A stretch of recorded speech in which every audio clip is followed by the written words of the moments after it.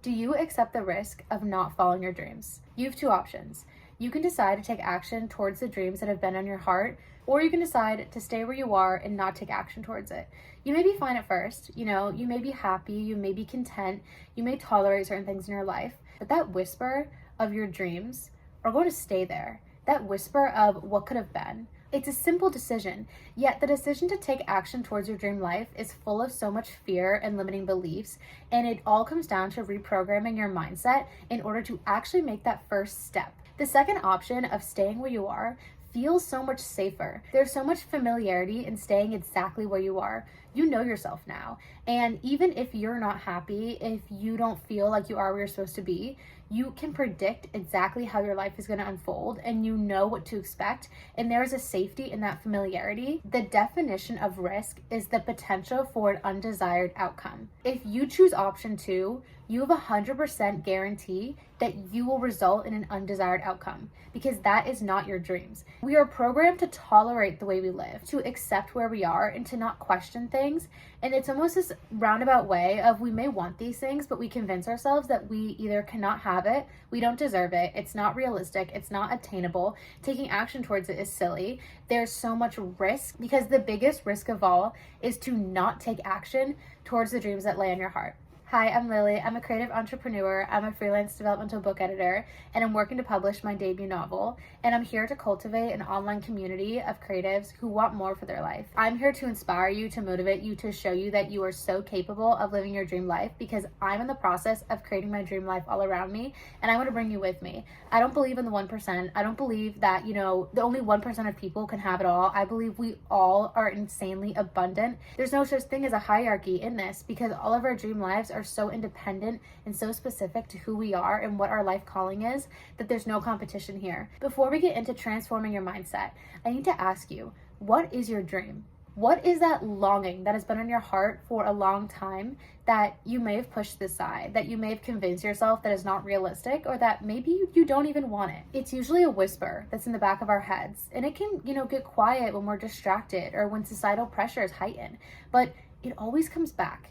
Whenever you have those moments of, why do I not feel fulfilled? Why am I not where I want to be? Why am I stuck in this job I don't like? Why am I stuck in this location I don't like? Why am I not fully satisfied? Why am I not thriving to the potential that I know I have? We wonder if we only had the money or the time or the opportunities, that then we would choose this dream life for ourselves. But I'm here to deconstruct all of those limiting beliefs. You don't just have a dream on your heart for a random reason.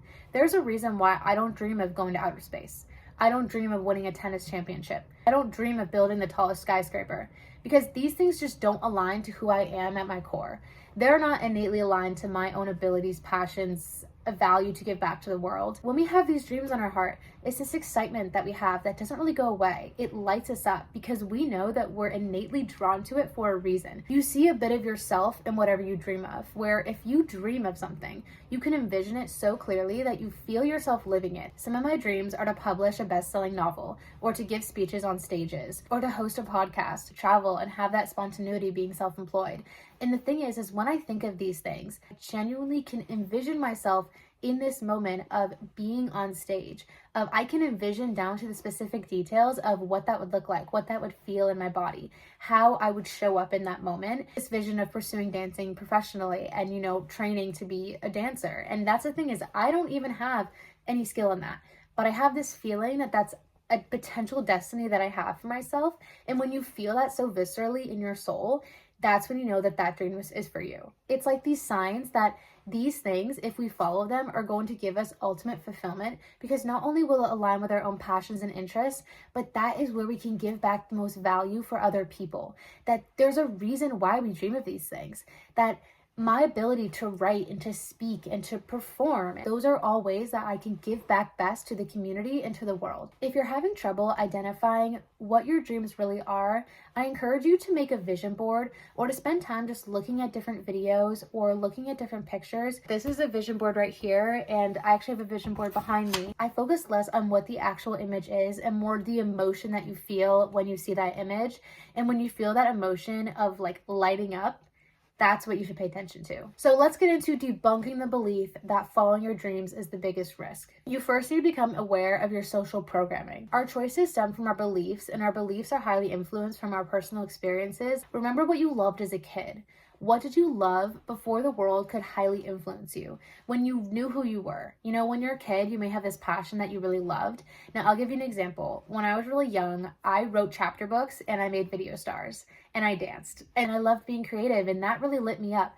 But, you know, as you grow up and you go into the path of life that, you know, society has set up for you, I didn't see these options as a potential for an actual career path or lifestyle. There were external cues of what my career path should be based on, you know, guidance counselors and what my parents did for jobs and what my peers were pursuing in majors in college. And the more that you are in these areas, it's so easy to be swept up in the current of life and to become passive in your own life. You're not even conscious of the decisions and beliefs that you have sometimes. Because, you know, I went to a 4-year college and I did a degree in psychology and anthropology. And those things are lovely and great as they are. But I always had this whisper in the back of my head that I wanted to be self-employed. I wanted to be creative. I wanted to give back to the world. I wanted to make a big impact and inspire people. I wanted to do so many things, but I was stuck in these confines of these boxes that society had kind of given me. And I was stuck in between the flow and the whisper of my dreams in the back of my head and the expectations of society and what I was seeing as normal. During my adolescence and like my high school and early college years, I didn't have people around me that were living the lives that I dreamed of.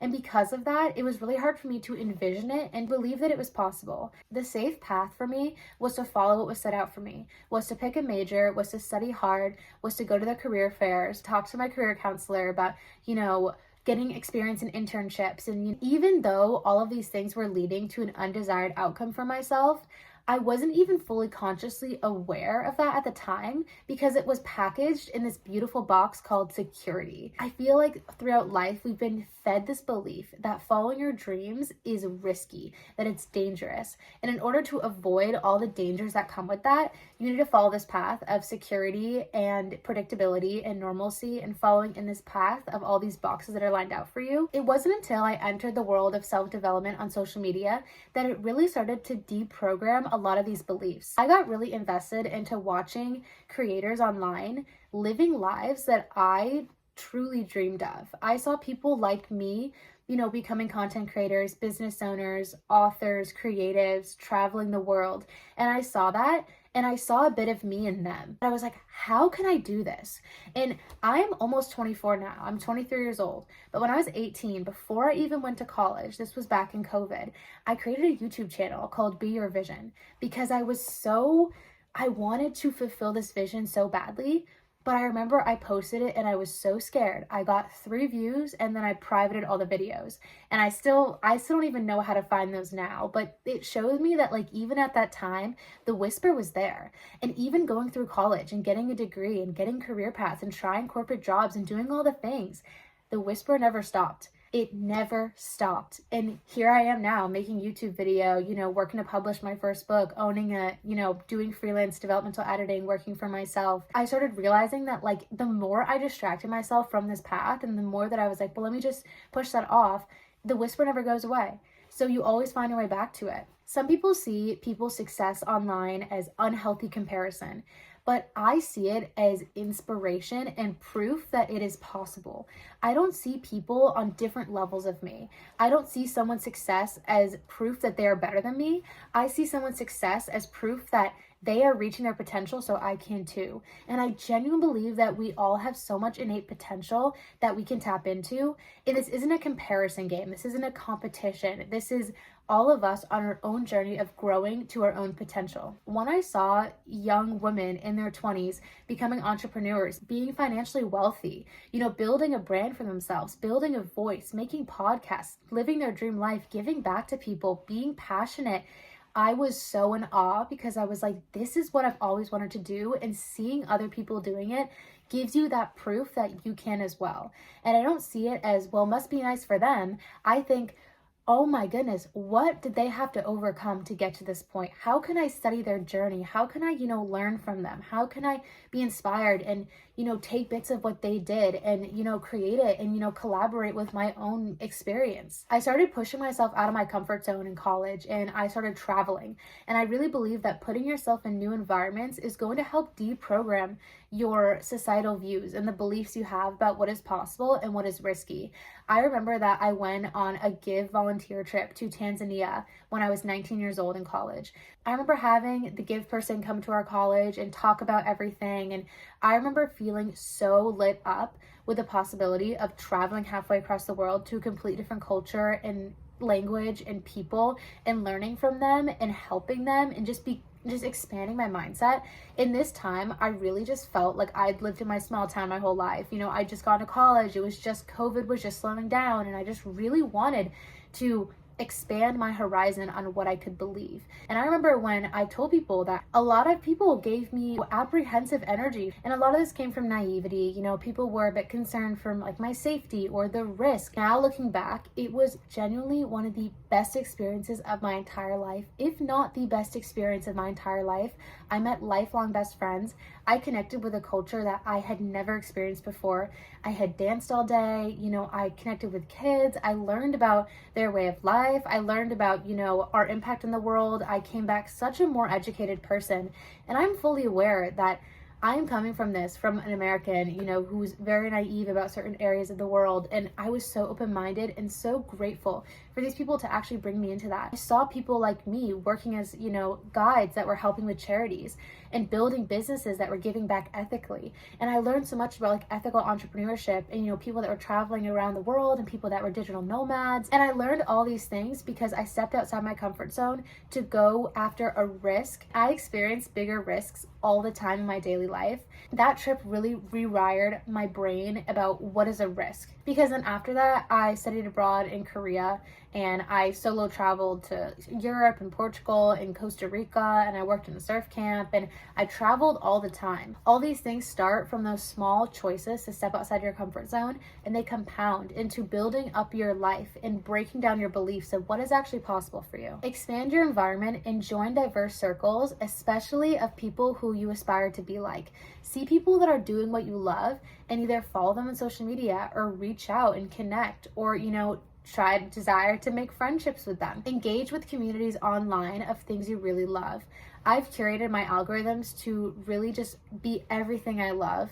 And this is great for your subconscious, where even if you go to like doom scroll, you're just going to be surrounded by all these people that are doing amazing things that you're drawn to. Identifying with it as part of that community and just the natural environment of being around that is going to break apart those beliefs of what is dangerous, what is safe, what is familiar. Because those things of pushing the boundary and stepping outside your comfort zone starts to become familiar. It starts to become safe. For example, I used to be terrified to post on social media, like so scared to the point that I would be so anxious to even post on my personal Instagram account. But now I post to so many random people, so many strangers every single day. And the more you do it, more of that exposure therapy, you start to break away that fear of doing those things, and you prove to yourself that you are able to grow and to reprogram your mind. I want you to redefine failure. Fear of failure is what is holding you back from following your dreams, because the path to following your dreams is filled with failure. So much failure that will even surprise you. And I'm not going to sugarcoat this. You will fail so many times following what you love. You will fail in every single step. And honestly, the more you fail, the better, because the faster you are going to get to where you want to be. Learning to fail quickly, to fail well, and to bounce back from failure and to regroup is honestly the best skill set you can have for just improving your life tenfold. When you tolerate everything in your life and you only go for what is predictable, you avoid failure. You avoid the unknown. You avoid embarrassment or making a fool of yourself. If you only do what you know, if you only do what is familiar, if you only stick to what you know you are good at and what you are confident in, then you won't fail. Staying within your comfort zone is safe. It's an area where you don't really fail. Your ego is protected. You could choose a career that you're kind of familiar with. You can move to a location that you don't really love, but you know some people that live there. By avoiding failure, you are shrinking your life to only what can be determined. It is not that this outcome is desired, but it is predictable, it is familiar, and it is safe. And sometimes we tolerate that because we're so scared of the other option. What is the risk of, if I post a social media video and it flops? If I share my book with someone and they don't like it? What is the risk if I join a dance class and I make an absolute fool of myself and I forget the entire choreo? I've experienced every single one of these. I've experienced failure so many times, but you know what? I keep deciding to show up. I keep going down this path. Each failure is a building block to launch you to your dreams. It's like a fast pass to success. Each time I learn from my mistakes, I build so much strong confidence in my own abilities, and then I'm able to overcome new things because I know that I'm able to overcome things even if I fail. Do you know how powerful that is? Being able to do something and fail at it and know that you're still going to keep going and inevitably succeed because failure isn't an obstacle. Once you remove this fear of failure, it lifts all these limiting beliefs. You have to train your brain to not only seek failure, but embrace it. Sit with this uncomfortable feeling and move through it, and teach your body that it is safe to fail, that it is okay to fail, and that is not dangerous. It is not the end of the world, because embarrassment is not danger. In fact, I've taught myself to not experience embarrassment, that if you can rewire your brain, embarrassment is kind of a choice. You can kind of choose not to be embarrassed, because embarrassment is all the reflection of our own self and our own ego. Why would I be embarrassed to pursue something I love and be human within the process? Expose yourself to small things at first and just start small and just keep building, because with time, your confidence will exponentially grow. Think of the biggest risk that could happen if you follow your dreams. Would you make a fool of yourself in public? Would you lose the support of people you love? Would you lose the security of your income? Because in life, every path you choose is going to be full of obstacles and hardships and challenges that you are going to have to face. But you get to decide which hard path you take. Which risks in life are worth it to you?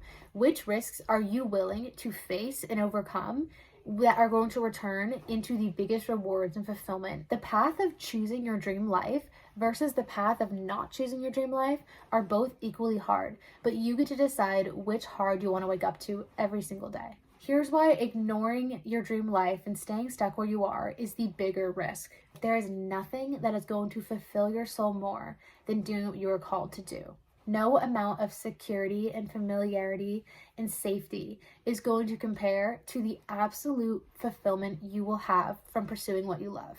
The reward doesn't just come when you achieve something. The reward is in the journey. It's in the steps that you take every single day. It's in the actions that you take towards your dream life and the empowerment that comes from that. You first have to be honest with yourself and identify exactly what you don't want in your life and repel that from you. Rewire your brain to fear complacency, to fear being stuck, to fear inauthentic experiences. Picture what your life would look like in 30 years if you ignored the dream that is on your heart. And really feel this emotion. Really feel exactly where you would be in that moment. Is that your desired outcome? Because if it is not your desired outcome, then why would you ever choose option 2 of ignoring your dream life? Because option 2 is 100% guaranteed that that will be your outcome. And I'm not saying that option 1 is going to guarantee your dream life, but it guarantees you the journey to following your dreams. You deserve to wake up every day and have that childlike wonder. When I started writing again and creating and expressing myself and going after what I loved, I found color just seep back into the world. Like genuinely, I felt this childlike love of what I was doing.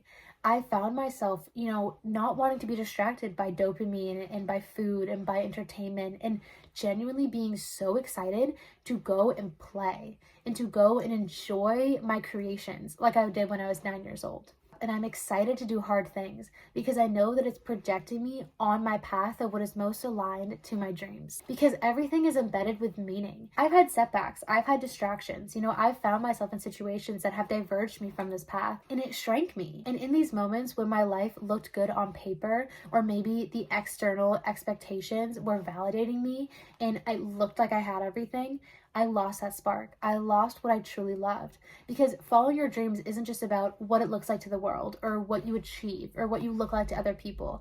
It's following your own internal compass of what is lighting you up and what is actually aligning with your true soul. My biggest fear is never living up to the potential I know I have. That I'm going to wake up in 30 years and look back and realize that I never did anything that I wanted to as a kid, that I let myself down, that I let the world down by not giving back what I knew I was capable of. I'd rather accept the risk of failing at what I love than succeeding at what I don't love. Because failure can't stop you, only your mindset can. Make the choice now to follow your dreams. This doesn't have to be destructing your entire life. It all starts in the small choices, in the small everyday moments when you're choosing to align to your inner compass. Because making the decision to embark on the journey of following your dreams is when life truly starts. I feel this personal responsibility to motivate you to your dream life. So please comment down below what your dreams are, whatever you feel comfortable sharing, and I will hype you up because genuinely I want all of us to rise to our dream lives together because there's no 1%, we're the 100%, and you are so qualified for your dream life. So please bet on yourself.